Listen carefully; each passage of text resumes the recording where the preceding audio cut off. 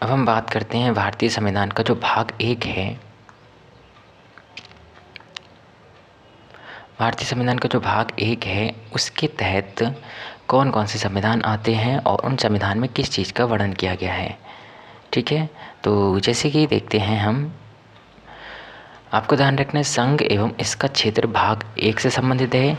जैसे कि आपको पता है कि भारतीय संविधान में कुल कितने भाग हैं, तो आपको ध्यान रखना है 22 भाग हैं, जिनमें पहले भाग की बात करें तो संघ और इसके राज्य क्षेत्र का उल्लेख किया गया है, जिसके अंतर्गत अनुच्छेद जो है 1 से 4 तक उल्लेख है। अनुच्छेद 1 में आपको ध्यान रखना है भारत राज्यों का संघ होगा, ये भारतीय संविधान का अनुच्छेद 1 कहता है।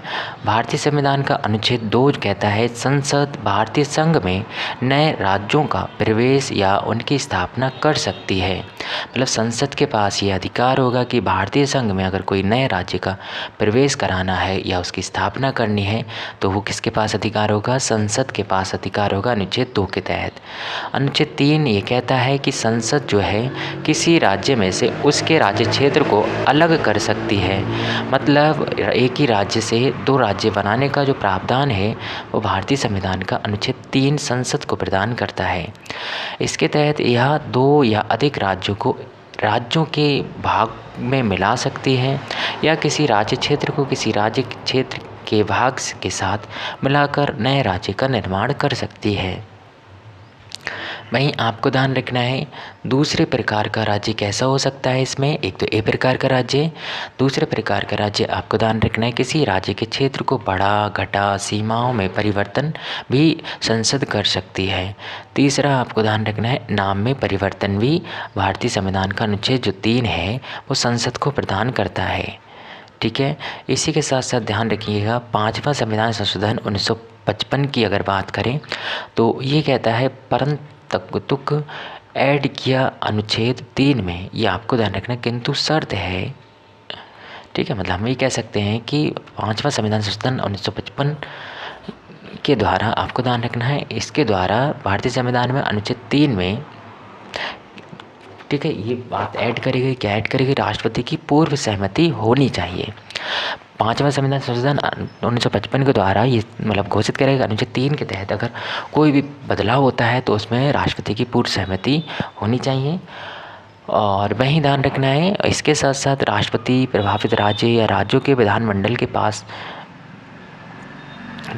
पास भेजेगा, मतलब जो भी प्रस्ताव होगा।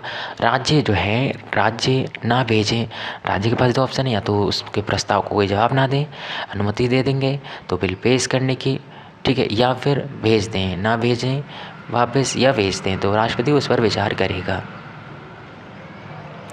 तो आपको क्या ध्यान रखना है, फिलहाल इसमें बात करें 18वें संविधान संशोधन 1966 के द्वारा तो अनुच्छेद 3 में राज्य के साथ साथ संघ भी शामिल है, परंतु आपको ध्यान रखना है पार्ट में ओनली राज्य शामिल है।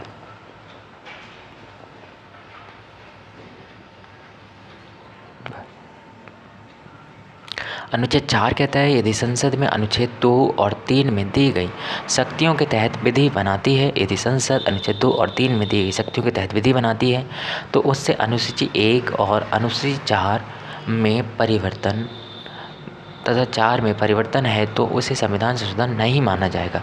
मतलब उसके तहत अनुसूची 1 और अनुसूची 4 में परिवर्तन करना पड़े तो उसको हम संवैधानिक संशोधन नहीं मानेंगे, अर्थात उसमें मत की आवश्यकता नहीं होगी। भारत का एकीकरण भारतीय संविधान अधिनियम 1947 के तहत 549 रियासतों का विलय किया गया। बाकी जो 3 रियासत थीं, हैदराबाद का पुलिस कार्रवाई के द्वारा, जूनागढ़ का जनमत संग्रह के द्वारा, जबकि कश्मीर का विलय पत्र के द्वारा, ठीक है, भारतीय संविधान में मिलाया गया था। 549 रियासतें तो भारतीय संविधान अधिनियम 1943 के द्वारा बनाई गई थी। बात करें हम आपके जून 1948 की, तो जून 1948 की अगर बात करें तो देखिएगा जून 1948 में आपको क्या ध्यान रखना है, जून 1948 की बात ध्यान रखनी है आपको। एस.के. धर की अध्यक्षता में भाषाई प्रांत आयोग का गठन किया गया। जून 1948 में राज्यों का गठन भाषाई कारक के बजाय प्रशासनिक सुविधा के अनुसार हो, ठीक है, ये इस आयोग का सुझाव था।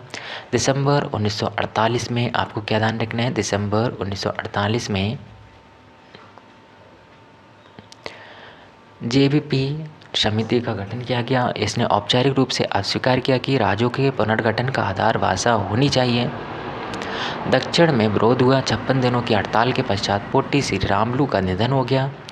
इसके साथ साथ आपको ध्यान रखना है प्रथम भाषाई राज्य बनाना पड़ा, जिसमें आपको ध्यान रखना है प्रथम भाषाई राज्य के रूप में आंध्र प्रदेश को स्वीकार किया गया।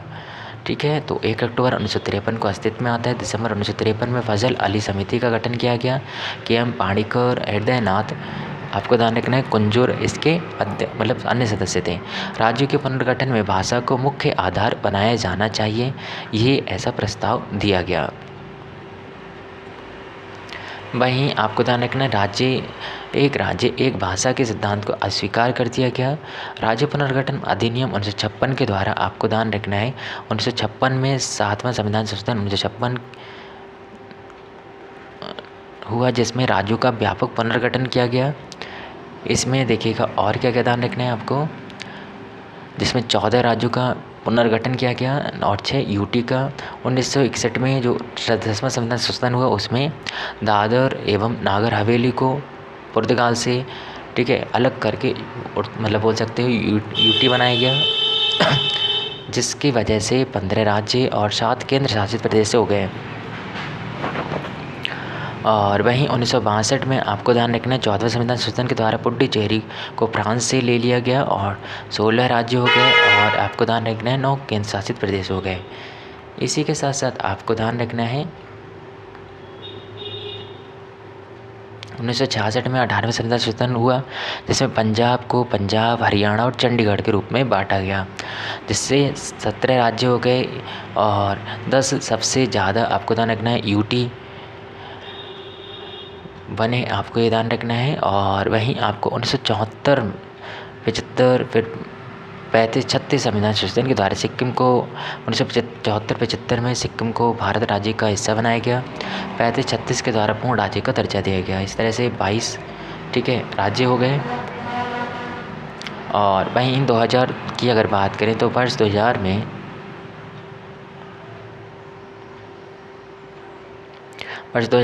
मध्य प्रदेश, उत्तर प्रदेश और बिहार, छत्तीसगढ़, उत्तराखंड और झारखंड इनका फिर पुनर्गठन किया गया, जिस वजह से 28 राज्य 7 केंद्र शासित प्रदेश हो गए। 2014 में आपको ध्यान रखना है आंध्र प्रदेश पुनर्गठन एक्ट लाया गया, जिससे तेलंगाना बनाया गया। 29 राज्य और 7 केंद्र शासित प्रदेश हो गए। 2019 में जम्मू एंड कश्मीर पुनर्गठन एक्ट आया था, जिसके तहत जम्मू और कश्मीर और लद्दाख का यूटी में गठन हुआ। 28 राज्य और 9 केंद्र शासित प्रदेश हो गए। फिर 2020 में दादर नागर हवेली एवं दमन द्वीप को विलय करके 26 जून 2020 को कैपिटल दमन बनाई गई और 28 राज्य 9 केंद्र शासित प्रदेश कर दिए गए।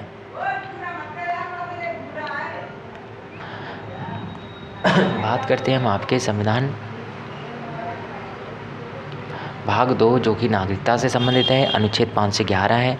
इसमें 26/11/1949 को कौन नागरिक माना जाएगा, ठीक है, यह आपको ध्यान रखना है। अनुच्छेद 5 ये कहता है 26 सितंबर 1949 को कौन नागरिक माना जाएगा, ये उल्लेख करता है।